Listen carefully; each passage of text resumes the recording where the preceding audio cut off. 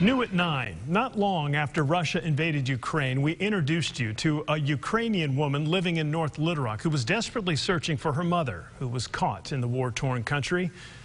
Her desperate search has lasted nearly a month, and so far, she's been unable to get in touch with her.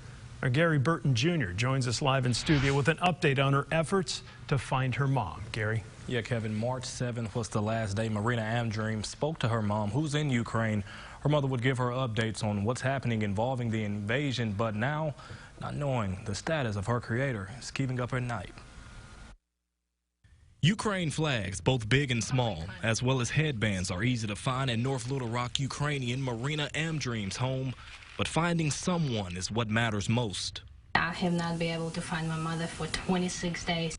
Amdream's mother, Olena, lives about 185 miles from Mariupol in Izhum, Ukraine, that's occupied by Russia, suffering major damage with repeated bombings.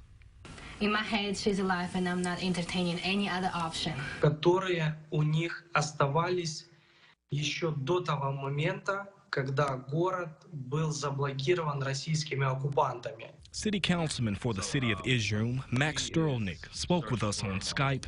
As Amdream translate, he says the city is dealing with a humanitarian catastrophe.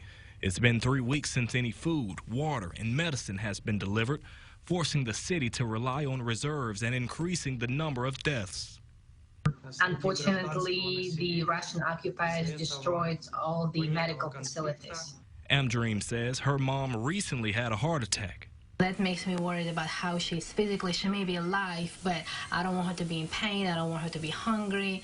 Over the phone, Deputy Mayor of Izhum, Vladimir Matsokin, tells us he doesn't have an answer as to when families can be notified if their loved ones are safe or not.